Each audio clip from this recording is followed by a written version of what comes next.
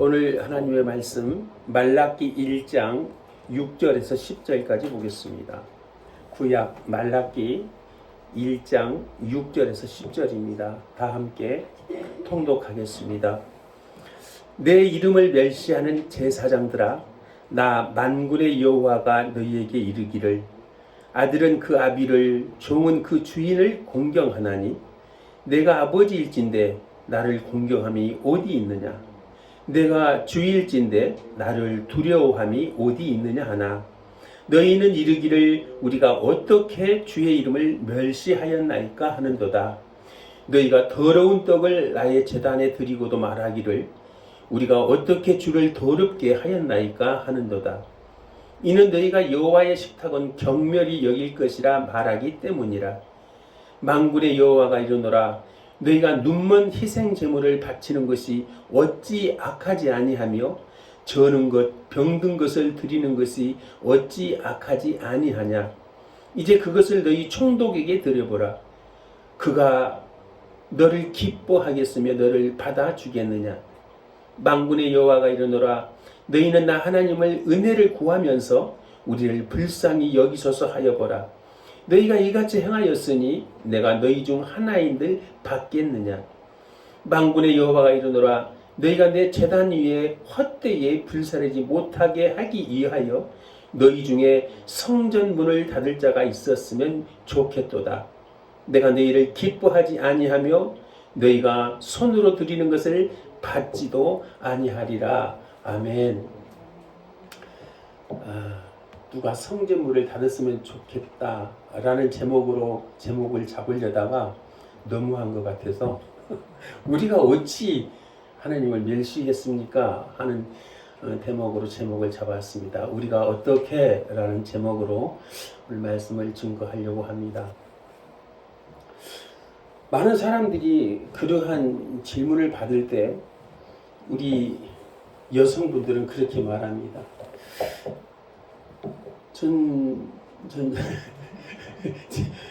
권사님은 집에서 뭐 하십니까? 집에서 뭐 기도도 하고, 네. 청소도 하고, 네. 시비도 하고. 대부분 그렇습니다. 집에서 살림이나 하지요, 뭐. 예, 집에서 살림이나 하지요, 뭐. 그렇게 말합니다. 근데 그게 자연스러운 얘기일까요? 우리가 자세히 한번 생각을 해봅시다. 살림이나 하지요. 그럴 때 그 살림이라는 것은 죽임의 반대말입니다. 그래서 절대 쉬운 말은 아니다는 말입니다. 살리다 반대에 죽이다 라는 말입니다. 집안을 살리는 사람이 살림하는 사람입니다. 살림은 그러니까 그냥 살림만 한다 이렇게 말해서는 안 됩니다. 슬기로운 사람은 요즘 최근에 와서 더욱더 그러는데, 슬기로운 사람은 정년 이후에 월급을 받지 않고도 살아갈 수 있는 사람을 슬기로운 사람이라고 그렇게 말합니다. 요즘 전 국민적으로 뭐 돈을 얼마를 주겠다, 뭐 하겠다, 뭐 하겠다 이런 것들이 너무 많은데 그 뒷면을 보면 정말 살림을 잘하는 것인지 다시 생각을 해봐야 됩니다. 선진 유럽에서는 정부에서 돈을 얼마 팬데믹이 왔을 때도 정부에서 돈을 지급하겠다 했을 때도 우리 그거 안 받겠다라고 고개를 흔들었고 그들은 그것을 받지 않았습니다. 우리는 이러한 문제에 대해서 다시 한번 생각해 봐야 되는 것이, 믿는 사람, 성도라는 사람, 하나님의 백성들은 특별히 그것에 대해서 잘 생각해 봐야 됩니다. 여러분, 요즘 경제적인 용어들이 너무 많이 등장합니다. 소득격차와 빈부격차에 대해서 정확하게 알고 계십니까? 소득격차와 빈부격차는 완전히 비슷한 것 같지만 다릅니다. 물론 경제적인 불평등을 나타내는 용어로는 비슷합니다. 개념이 밀접하게 연관되어 있습니다만 빈부격차는요, 사회 구성원들이 가지고 있는 모든 자산입니다. 그 자산의 불균형을 말하는 것을 빈부격차라고 그렇게 말합니다. 여기서 자산이라고 하는 것은 소득, 내가 벌어들이는 소득뿐만이 아니고 부동산, 주식, 예금, 자동차, 개인이 소유하고 있는 모든 유형이나 무형의 자산을 말할 때 빈부라고 합니다. 그러니까 여기서 금수저, 흙수저가 나오는 것입니다. 상속을 많이 받고 아버지 부모로부터 있는 재산을 많이 받은 사람을 금수저라고 그럽니다. 이것이 빈부격차를 만들어내는 것이에요. 옛날부터 있던 땅, 상속, 세습, 그러니까 그러한 것들 때문에 이미 태어날 때부터 벌어져 버리는 격차, 그것을 빈부격차라고 그럽니다. 그런데 소득은 다릅니다. 소득은 사회 구성원들이 일정 기간 동안, 예를 들어서 1년 동안 벌어들이는 소득, 이것을 의미하는 것입니다. 그러니까 근로소득도 될 것이고 사업소득도 될 것이고 재산소득, 재산은 뭐냐면 내가 이미 가지고 있는 건물에 대해서 상가의 건물세, 이자, 임대료 이런 것들을 전부 다 포괄하는 것입니다. 다시 말하면 대기업 다니면서 월급 받는 사람, 중소기업 다니면서 월급 받는 사람, 전문직, 노동자, 그들의 소득을 말하는 것을 소득격차라고 그럽니다. 예를 들자면 두 친구가 있었어요. 똑같은 고등학교 나왔고 똑같은 대학을 나왔습니다. 그래서 똑같은 직장에 취직을 했어요. 두 사람이 결혼을 해서 살림을 시작을 합니다. 그래서 그 살림은 누가 한다고요? 살림은 집사람이 합니다. 살림은 집사람이 하는 거예요. 집을 살리는 사람이 살림을 하는 것이에요. 그래서 신랑은 돈을 벌어옵니다. 똑같은 대학을 졸업했고 똑같은 직장에 들어갔어요. 근데 A라는 친구는 야, 이제 지금까지 우리 고생했으니까 폼나게 좀 살아야지. 그래서 집은 나중에 사자. 그래놓고 전세를 하나 얻어놓고 캠핑도 다니고 뭐 차도 사고 해서 이렇게 즐겁게 재미있게 폼나게 삽니다. 근데 B라는 친구는 야, 우리가 어차피 사는 것 밥 세끼 먹고 사는 거 그렇지 않겠어? 그래서 그 친구는 그냥 친정에서 좀 빌리고 시댁에서 좀 빌리고 은행에서 대출도 받고 해서 조그만 아파트에서 시작을 했습니다. 10년이 지나서 두 친구는 어떻게 변했을까요? 이게 살림입니다. 10년이 지난 뒤에 남자는 돈을 벌고 여자는 돈을 늘려서 그것이 그 가정을 어떻게 살렸느냐에 따라서 그들의 두 행방은 많이 달라질 것입니다. 오늘 본문 말라기 1장 6절에서 10절 말씀을 보면 하나님의 제단을 살림하는 제사장들에 대해서 얘기하고 있습니다. 하나님의 제단을 살리는 제사장들, 이 제사장들이 얼마만큼 열심히 하나님을 섬겼냐면 말라기는 구약의 마지막 책입니다. 말라기 이후에 암흑기가 400년이 지납니다. 400년 동안 하나님은 아무 말씀도 안 하셨습니다. 선지자도 없고 제사장도 없고 그렇다고 누군가가 나와서 그들의 백성들을 어떻게 간섭하는 그러한 일들이 하나도 등장하지 않습니다. 그리고 신약이 예수 그리스도가 등장을 하게 됩니다. 그 400년 동안 그들은 뭘 했을까요? 그래서 주님이 와서 보니까 그들이 제사를 지내고 있는데 너무 형편이 없는 제사를 지내고 있는 겁니다. 그래서 주님이 그 제사상을 그 제단에 있는 상을 뒤집어 엎고 비둘기를 다 엎고 쫓아내는 그러한 일들이 오늘 본문에서부터 연결이 되는 것입니다.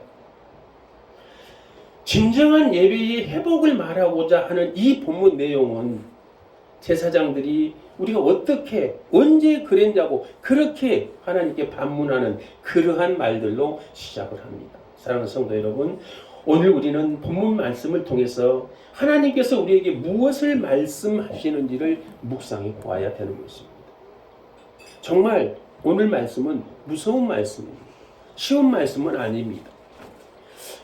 이 말씀은 대략 2500년 전에 말라기 선지자를 통해서 이스라엘 백성에게 주신 말씀입니다. 하지만 오늘날 우리 예배와 삶에도 여전히 강력한 메시지를 던져줍니다.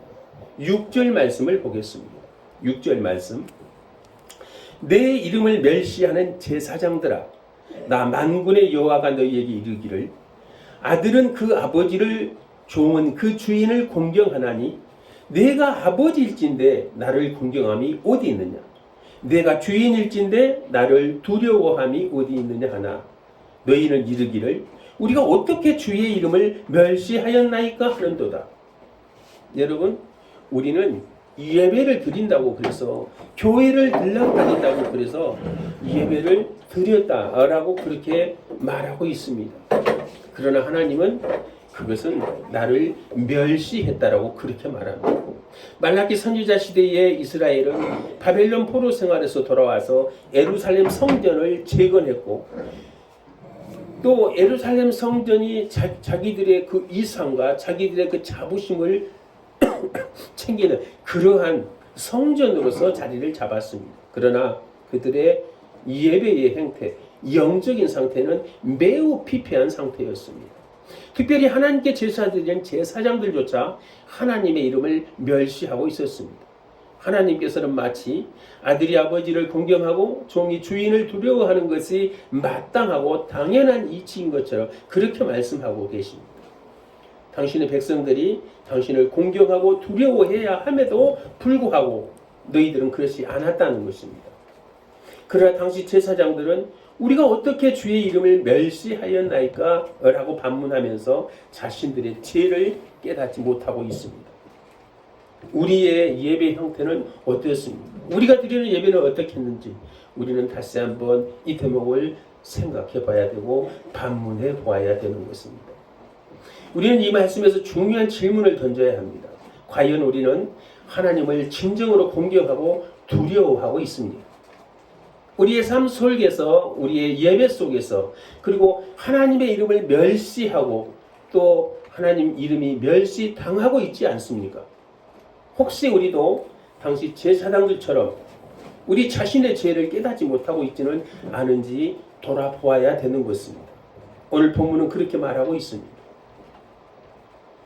너희가 나를 그렇게 더러운 떡으로 제단에 드리고도 말하기를 우리가 어떻게 주를 더럽게 하였나이까 하는도다.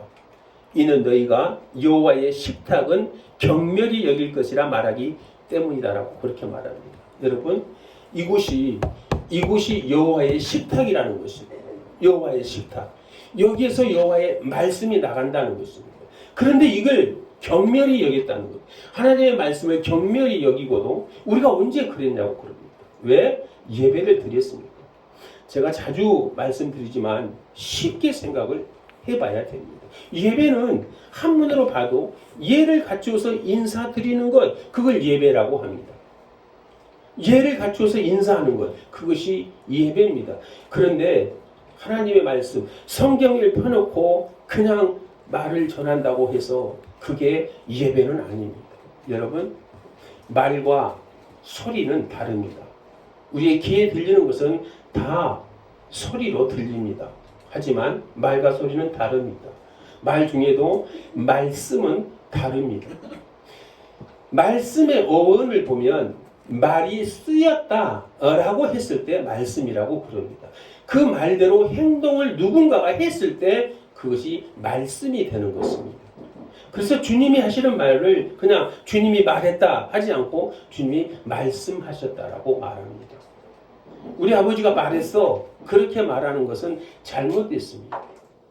우리 아버지가 말씀하셨어. 그래서 내가 이렇게 하는 거야 라고 하는 것입니다. 말이 쓰임이 될 때 말씀이 되는 것입니다.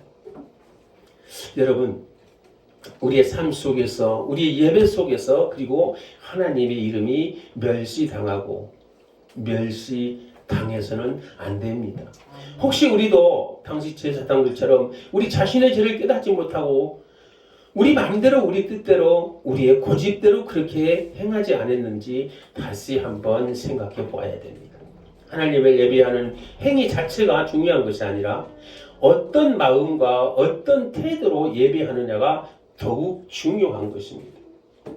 교회를 들락거리고 교회를 그냥 고개 숙여 기도한다고 해서 그게 예배가 아니라는 것입니다. 그의 마음이 어떠냐는 것입니다. 오늘 본문 7절 8절을 보겠습니다. 7절 8절에 보면 너희가 더러운 떡을 나의 제단에 드리고도 말하기를 우리가 어떻게 주를 더럽게 하였나이까 하는도다. 이는 너희가 여호와의 식탁은 경멸히 여길 것이라 말하기 때문이라. 만군의 여호와가 이르노라 너희가 눈먼 희생 제물을 바치는 것이 어찌 악하지 아니하며 저는 것 병든 것을 드리는 것이 어찌 악하지 아니하냐. 이제 그것을 너희 총독에게 드려보라. 그가 너를 기뻐하겠으며 너를 받아주겠냐라고 그렇게 말하고 있습니다. 하나님의 이름을 멸시하는 구체적인 증거는 바로 그들이 드리는 제물에 있었다는 것입니다. 제사장들은 하나님께 드리는 제물을 더러운 떡이라고 그렇게 불렀습니다. 이는 하나님께 드리는 말씀의 강단, 제단이 즉 하나님의 식탁을 경멸히 여겼다는 것입니다. 더 나아가 그들은 눈멀고 저는 것, 병든 것을 하나님의 희생제물로 드렸습니다. 그러나 율법은 온전하고 흠없는 제물을 드리도록 그렇게 명했습니다. 여러분, 이 말씀을 하게 되면 아이고 목사님은 어느 때인데 지금 율법을 따지고 있습니까? 그렇게 말합니다. 여러분, 우리 헌법도 옛날에 지어졌던 그 헌법, 지금 시대가 몇 대인데 21대 대통령 때인데 그 헌법을 지금도 사용합니까? 그렇게 말하는 것과 같습니다. 자, 호세아 2장 11절 한번 보겠습니다. 호세아 2장 11절입니다.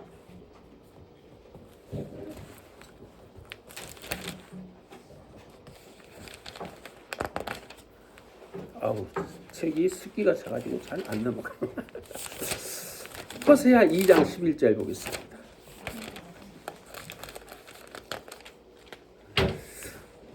자, 호세아 2장 11절 제가 읽겠습니다. 내가 그의 모든 희락과 절기와 월삭과 안식일과 모든 명제를 폐하겠고, 여러분, 율법에서 정했던 모든 그 절기하고 이 월삭은 폐한다고 그랬습니다. 그런데 지금도 월삭을 드리는 교회들이 있습니다. 월삭은 매월 1일을 월삭으로 구약시대 때 드렸습니다. 왜 드릴까요? 왜 월삭을 드릴까요? 떡을 먹기 위해서 그렇습니다. 월삭이라는 예배를 드리면 떡이 나오잖아요. 근데 그 모든 것들을 폐했다고 했어요. 성경의 구약에 이미 주님께서 폐하신 것은 안 드리는 것입니다. 그러면 월삭을 드리려면 다 드려야 되잖아요. 유월절도 드려야 되고, 무교절도 드려야 되고, 칠칠절도 드려야 되고, 수장절도 드려야 되고, 다 드려야지. 왜 그건 빼고 월삭만 드립니까? 쉬우니까.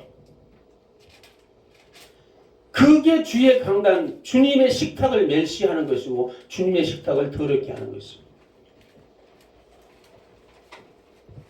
호세아에서만 나온 게 아닙니다.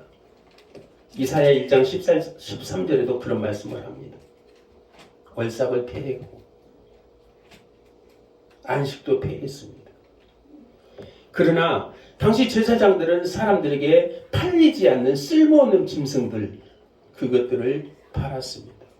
성전 앞에서 장사하는 그 장사꾼들은 멀리 저쪽 갈릴리 쪽이나 저쪽 대가벌리 쪽에서 예배를 드려온 사람들은 너무 멀기 때문에 거기서부터 자기가 준비했던 그 양을 끌고 오기가 너무 힘들었어요. 그래서 돈으로 가지고 와서 성전에 있는 그 제물로 사서 예배를 드렸습니다. 그걸 제사장들과 결탁한 그 상인들이 저는 것, 눈먼 것, 좋지 못한 것들을 팔아먹는 그러한 일들을 했던 것입니다. 그것을 보고 주님이 그 상을 엎었던 것입니다. 당시 제사장들의 그러한 행태, 이는 하나님을 향한 그들의 경멸적인 태도를 말하고 있는 것입니다. 하나님께서는 그것을 너희 총독에게 드려보라고 그렇게 말합니다. 여러분, 대통령에게 그러한 것들, 정말 발이 저는 것, 눈이 멀어 있는 것들, 그런 것들을 갖다 줘 보십시오. 그가 좋아하겠습니까? 근데 그런 말입니다.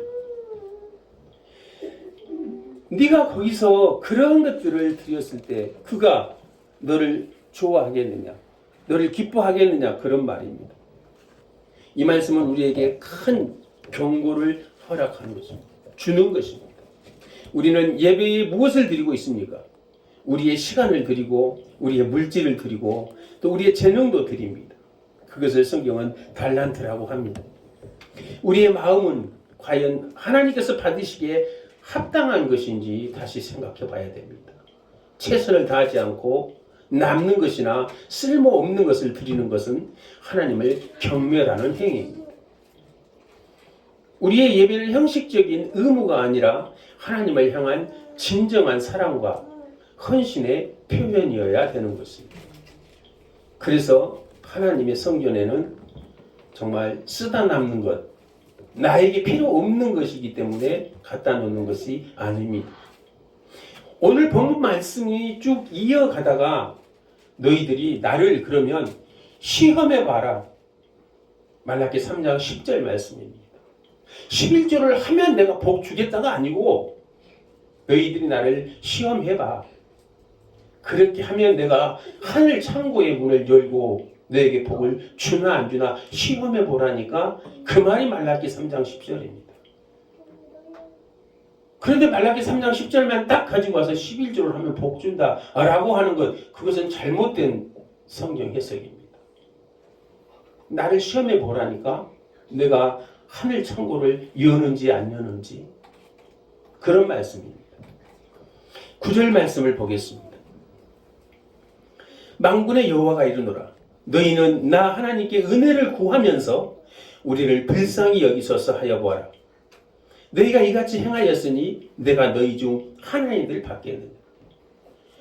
너희가 이같이 행하였은즉 이것은 뭐냐면 저는 것, 눈먼 것, 정말 좋지 못한 그러한 재물을 나한테 들여놓고 나를 불쌍히 여기시고 나를 복 주시옵소서 그렇게 기도한들 내가 그 기도를 듣겠느냐 그 소리입니다.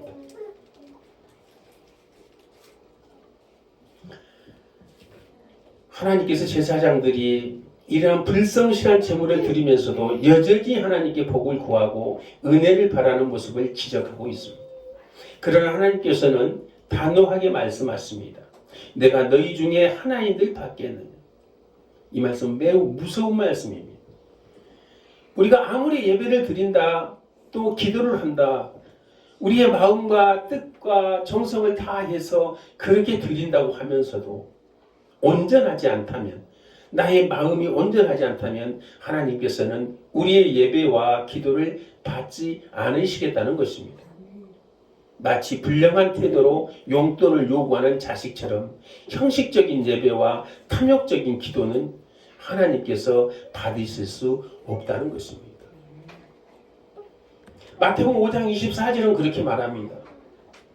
내가 예배를 드릴 때에 예물을 가지고 와서 하나님 앞에 드리려고 하는데 막습니다.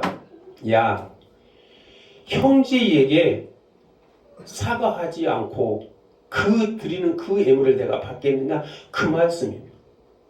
예배를 드리거든 형제 먼저 사과하고 그리고 와서 나에게 예물을 드리고 예배를 드리라는 것입니다. 미워할 거 다 미워하고 질투할 거 다 질투하고 시기할 거 다 시기하고 나는 깨끗하니까 그 사람이 잘못됐으니까 하나님 내 예배를 받으시옵소서 똑같은 말 아닙니까? 근데 하나님은 그렇게 생각하지 않습니다. 먼저 가서 사과하고 재물을 제단 위에 놓고 가서 사과하고 와서 그리고 예배를 드리라. 늦지 않다는 것입니다. 예배의 그 형식이 중요한 것이 아니고 예배하는 내 마음이 중요하다는 것입니다. 우리는 결국 우리의 삶을 돌아봐야 되는 것입니다. 제사의 가장 기본적인 것, 구약의 가인과 아벨의 제사입니다. 거기에서 나옵니다. 거기에서. 제사는 다 드렸어요. 가인도 드리고 아벨도 드렸어요. 그러나 하나님이 받으시는 제사는 따로 있습니다. 따로 있어요. 마지막 본문 10절을 보겠습니다. 만군의 여호와가 이르노라 너희가 내 제단 위에 헛되이 불사르지 못하게 하기 위하여 너희 중에 성전문을 닫을 자가 있었으면 좋겠도다. 내가 너희를 기뻐하지 아니하며 너희가 손으로 드리는 것을 받지도 아니하리라. 여러분 얼마나 구역질 나는 제사를 드렸으면 그런 말씀을 하시겠습니까? 오늘 말라기 선지자만 그런 게 아닙니다. 이사야서도 그렇습니다. 이사야 선지자도 그렇습니다. 우리는 예배하는 그 예배의 모습, 우리가 드리는 것들을 우리는 이 예배로만 생각하는 것이 아니고 하나님께서는 우리의 삶을 보신다는 것입니다. 우리 예배는 진정으로 하나님을 기쁘게 하고 있는가? 우리의 예배가 하나님께 연락되기 위해서는 우리의 삶 전체가 예배가 되어야 하며 우리 마음과 태도가 순결해야 된다는 것입니다. 하나님께서는 너무나 실망하신 나머지 차라리 성전문을 닫아버릴 자가 있었으면 좋겠다라고 말씀하십니다. 왜? 더러운 예배를 받기 싫어하니까 그렇습니다. 그들의 예배가 얼마나 헛되고 무의미한지를 우리에게 일러주고 있습니다. 우리는 그들이 그랬을 것이다 라고만 생각합니다. 내 예배에 대해서는 생각하지 않습니다. 얼마나 하나님을 모독하는 행위였는지를 극명하게 보여주는 것이 10절 말씀입니다. 하나님께서는 그들의 제사를 헛되이 불을 놓는 것이라고 표현하시면서 결코 받지 않으시겠다고 선언하십니다. 이 말씀은 우리에게 큰 충격을 주는 것 아닙니까? 우리의 예배가 형식적인 의무감으로 혹은 외식적인 태도로 드려진다면 차라리 예배를 드리지 않는 것이 낫다는 하나님의 탄식입니다. 하나님께서는 우리의 예배를 통해 진정한 교제를 원하시지 형식적인 종교적 행위를 원하시는 것이 아니라는 것입니다. 우리의 예배는 주일 아침 교회에서 드려지는 몇 시간만의 의식이 아니라 진정한 예배는 우리의 삶 전체로 드려지는 것입니다. 우리가 일주일 동안의 그 삶이 하나님께 드려지는 예배입니다. 그 본보기가 가인과 아벨의 제사입니다. 아벨은 그 첫 새끼, 첫 양을 이미 구별하여 나고 가인은 농사를 짓다 보니까 부랴부랴 자기의 소산을 가지고 와서 예배를 드렸습니다. 그래 놓고 말합니다. 내가 언제 하나님을 경멸했고 내가 언제 하나님을 예배하지 않은 적이 어디 있냐. 하나님이 그러시잖아요. 네가 잘했다면 왜 네 얼굴이 붉어지며 내 문턱에 죄가 엎어져 있느냐라고 그렇게 말씀하고 있습니다. 하나님은 일주일 동안의 그들의 행위를 보신 것입니다. 그들의 삶을 보셨다는 것입니다. 피해 제사, 가인과 아벨의 제사를 지낼 때는 피해 제사 드리라는 말 한마디도 없었어요. 저 뒤에 레위기 가서 피해 제사가 나옵니다. 하나님은 단지 그들의 생활을 보신 거예요. 삶을 보신 거예요. 그런데 많은 사람들이 그렇습니다. 가인은 피해 제사를 드려서 하나님 받으시다. 웃기지 마요. 우리 아버지는 양을 한 번도 키워본 적도 없어요. 그럼 옛날에 제사도 안 지냈던 그분들은 양으로 제사를 안 지냈기 때문에 다 지옥에 갔겠네. 옛날에 우리 시골에는 11조를 그냥 쌀 가마니 벼 담는 벼 가마니로 가진 적도 있어요. 돈으로 못 바꿔가지고. 뭐 배추도 갖다 놓고 그랬어. 그게 헌금으로 가져왔다고. 그런 사람들은 그러면 다 지옥 갔겠네. 성경을 그렇게 해석하는 것이 아닙니다. 그들의 삶을 보시고 가인의 삶을 보시고 아벨의 삶을 보시고 하나님은 그 예배를 받으셨던 것입니다. 우리의 예배가 형식적이고 의무감으로 그렇게 드려지는 것을 하나님은 탄식하신 것입니다. 진정한 예배의 회복은 말라기 1장 6절에서 10절에서 말씀을 통해서 하나님의 탄식과 경고를 우리는 들었습니다. 이 말씀은 단순히 구약시대 이스라엘 백성들에만 해당되는 것이 아니라는 것입니다. 오늘날 우리 예배와 삶을 돌아보게 하는 거울이 되어야 하는 것입니다. 거울은요, 절대 먼저 웃지 않습니다. 거울은 절대 먼저 웃지 않아요. 먼저 웃는 거울 보신 분 있습니까? 제가 한 10개 사다가 우리 성도들 다 나눠주려고. 거울은 절대 먼저 웃지 않습니다. 내가 먼저 웃어야 거울에서도 웃습니다. 우리의 예배는 과연 하나님께서 받으시기에 합당한 것이냐 이 말입니다. 우리는 하나님을 진정으로 공경하고 두려워하고 있습니까? 우리는 하나님을 최고의 것으로 드리고 아니면 남는 것이나 쓸모없는 것을 드리고 있지는 않는지 다시 한번 생각해 보아야 됩니다. 우리의 예배를 통해서 하나님께서 복을 구할 자격이 있는 삶을 살고 있는지 내가 다시 한번 내 삶을 되돌아봐야 될 것입니다. 우리 예배는 형식적인 의무적으로 드리는 의무감이 아니라 진정한 사랑과 헌신의 표현이어야 되는 것입니다.